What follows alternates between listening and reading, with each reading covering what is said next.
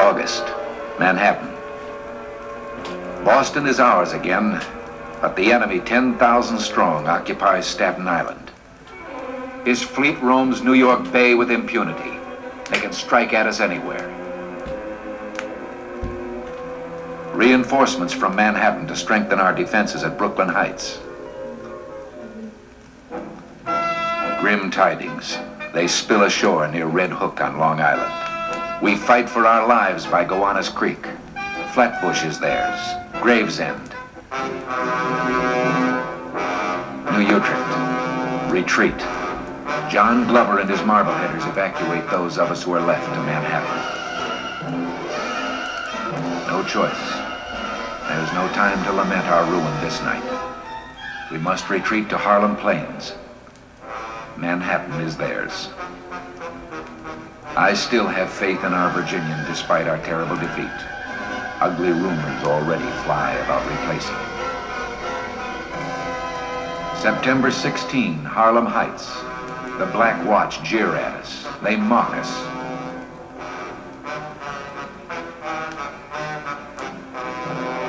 This time we attack. We drive them back.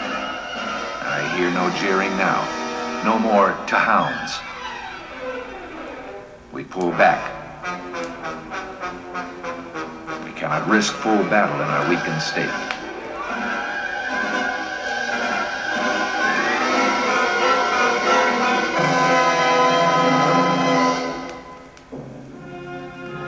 September 21. A terrible fire guts Manhattan. General Howe is furious. He orders our young spy Nathan Hale hanged within hours of his capture.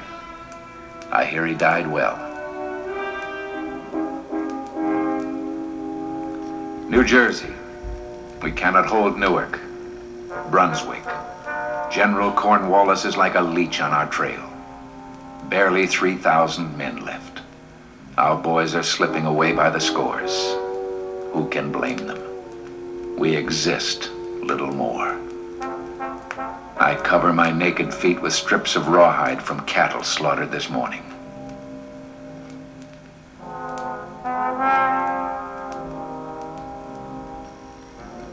Christmas Eve.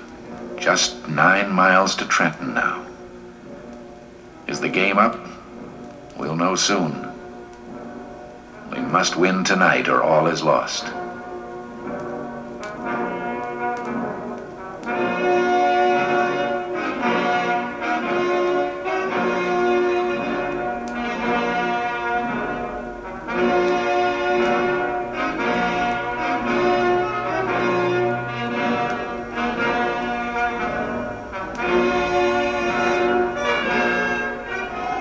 We're across the Delaware now. No smoking, no talking. The sleet has got to our priming pans. The word comes down, bayonets.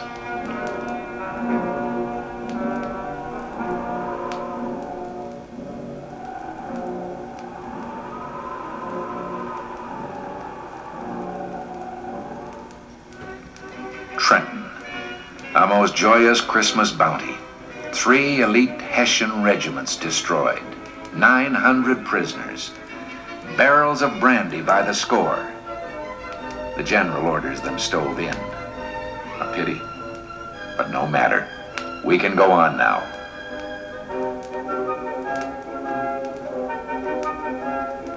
Paris, 1777, spring. Glorious news.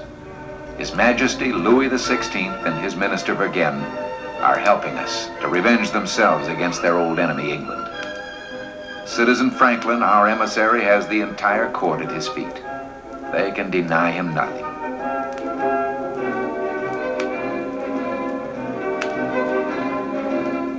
Philadelphia, with John Adams at the Congress. First fruits, the brig Mercury out of Nantucket. 364 cases of arms, clothing, and Lavoisier's powder. Like our army, which barely holds together with more spirit than flesh, so does our Congress. John can scarcely exist on his salary. I have a letter for the general. Power to commandeer is now his. It's high time. Prices are outrageous everywhere. Shoes, $5 a pair. Salt, $27 a bushel. Molasses, unavailable at any price. The talk of Congress is our proposed Articles of Confederation. How can a country depend on the collective will of its states? I do not see how it can work. August, reinforcements for old Granny Gates. Gentleman Johnny Burgoyne has taken Fort Ticonderoga, our Gibraltar of the North, and is headed south for Albany. I'm detached for duty with Benedict Arnold. He's a fighter, all right. Our Continentals will follow him anywhere. New York, September 19. What a bloody mess at Freeman's Farm near Saratoga. The British and Hessians fight us like lions.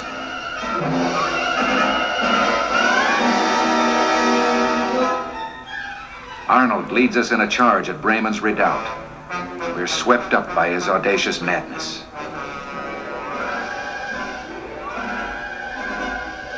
He's hit, but we press on.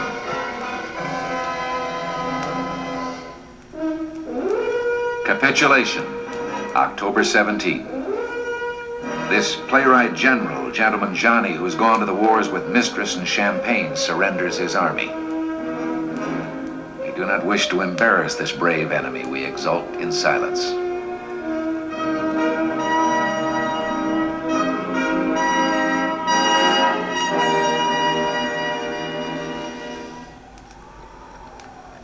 Valley Forge, Pennsylvania, December 18. We pitch winter camp here today. A British deserter from Philadelphia has been taken. He'll not have his boots for long. Our occupied capital is a gay place. Skating parties, theatricals. We're told a Major Andre on General Howe's staff is the most popular wit and ladies' man in town.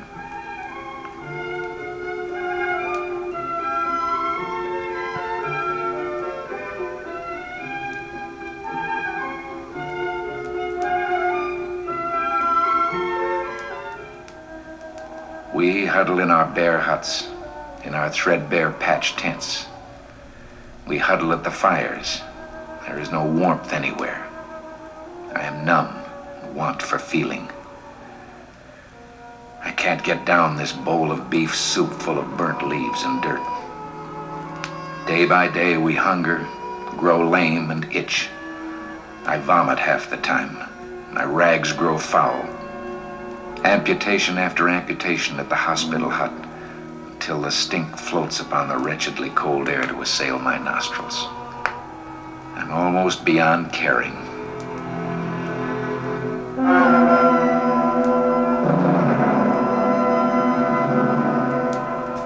Why do I stay? My comrades, these 17-year-olds who make up more than half our miserable army, why do they stay? Is all hopeless? Our defeated Brandywine. The loss of our capital to an enemy who shrugs away the loss of an army at Saratoga. Our Congress on the run, in refuge at York.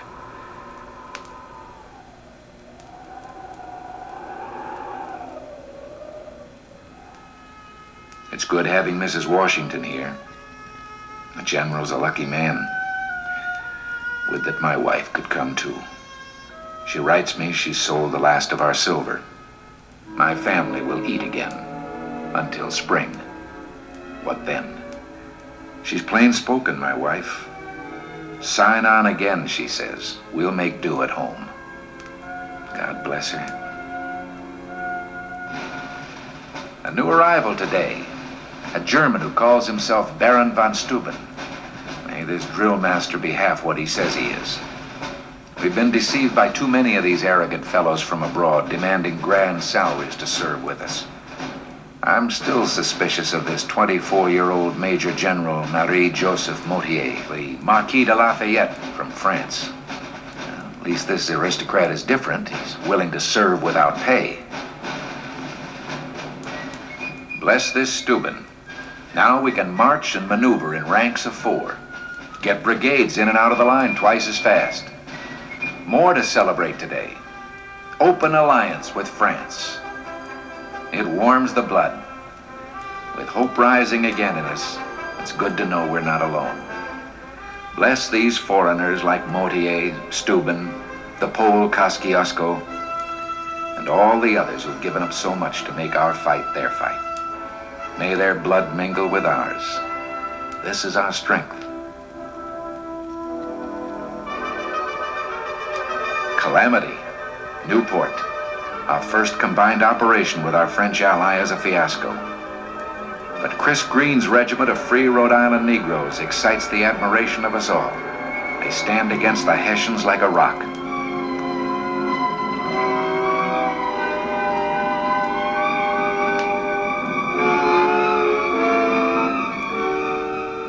For days, for months on end, the war grinds on.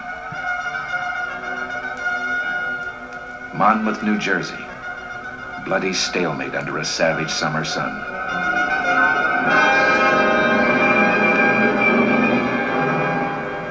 Chilling cries of British-led savages on our frontiers. The mutilation of our women and children. The smell of charred flesh. The keening of squaws as we burn village after village of the enemy's 6 nations in the Mohawk Valley of New York.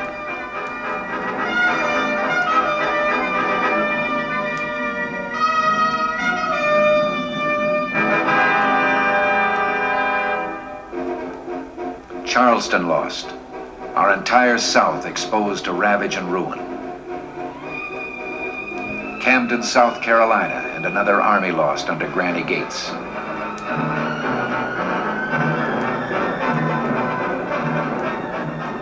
Nat Green replaces old Granny. Cornwallis pursues us. Nat has us hit and run with Marion, Pickens, and Horry. We hunger. We stagger through dysentery and defeat.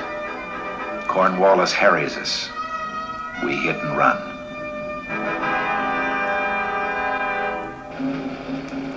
The most foul blow of all. Benedict Arnold's attempted treason at West Point is beyond reason. Poor Major Andre. Ignoble go-between, hanged as a spy. We can grieve for you. Gallant to the end. The trap is sprung.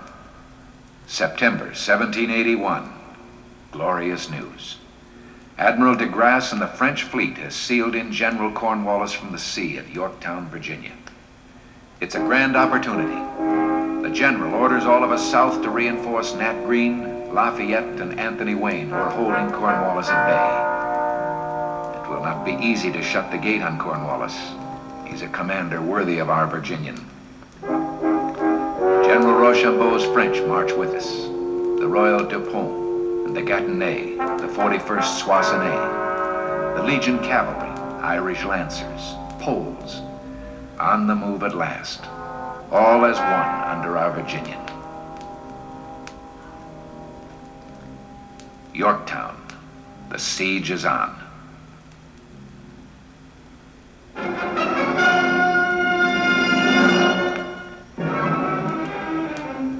September 14, anxiety. The French engage the British fleet. De Grasse prevails. The enemy withdraws.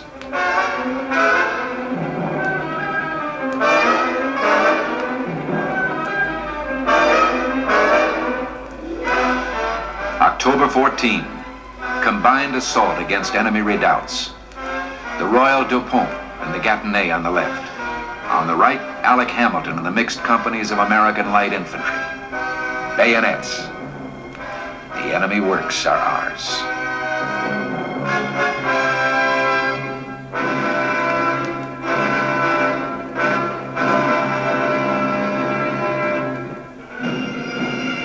October 19. They are laying down their arms. My Lord, I'm tired. I ache to get home to Boston. It's all over now.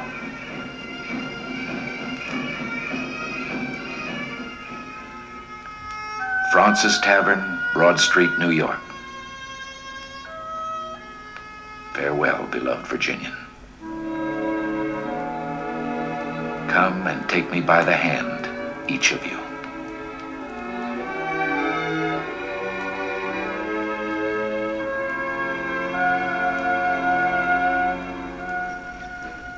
Peace, 1786. For 3 years now, since my discharge from the Army, I have prospered little. I fear for my family, for the future. Up and down the land, we linger in a depression. Hard money is scarce. Most of our state currencies are an inflated and bitter joke. Newspaper printers accept subscriptions in salt pork. North Carolina businessmen barter for whiskey, Virginians for tobacco. Our national coinage is an illusion, a maze of ninepence, bits and half-bits, pistarines, picayunes, and fips. Where will all this end? Our Congress, what can it do? It pleads for money, it requisitions. But which state pays? Which heeds it? This confederation of ours is anarchy, not good government. Only the states can tax. To what end? New York taxes firewood from Connecticut, agricultural products from New Jersey. New Jersey retaliates. A preposterous tax on New York's lighthouse at Sandy Hook on Jersey soil. The inevitable. Rebellion rocks the land. In Massachusetts, Daniel Shea and his debtor farmers attack our courts and the Springfield Arsenal. Insurrection, violence. Where is justice here? Where is authority? Where is Congress? Where is the spirit that forged our nation? Philadelphia, May 1787. Our land bestirs itself once more. We gather at the State House and toil in secret to fashion a new government. Our Virginian has come to lend us his presence, to have him here to preside over us, boys us all. Franklin is with us. Aged though he is, his mind and wisdom are unimpaired. We're a young group withal. Madison from Virginia is 36. Redoubtable and brilliant Alec Hamilton from New York is but 30. We labor, we ponder, we dispute. All our fears, all our prejudices, all our factionalisms, all our frailties stalk our halls. Yet we go on. Too much is at stake. We advance and we retreat. We must compromise or we founder.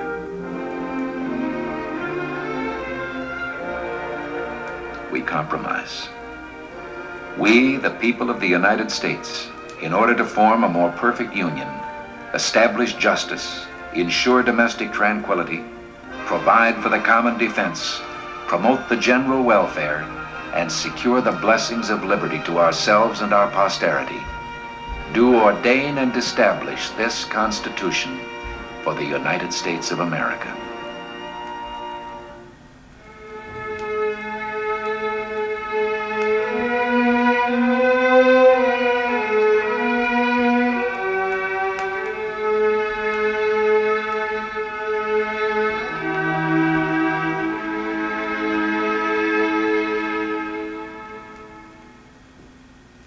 New York, inauguration. Washington has arrived. 13 years ago, I had a king. Today, I have a president, a nation, a constitution, and a Bill of Rights. Something every man is entitled to against every government on earth.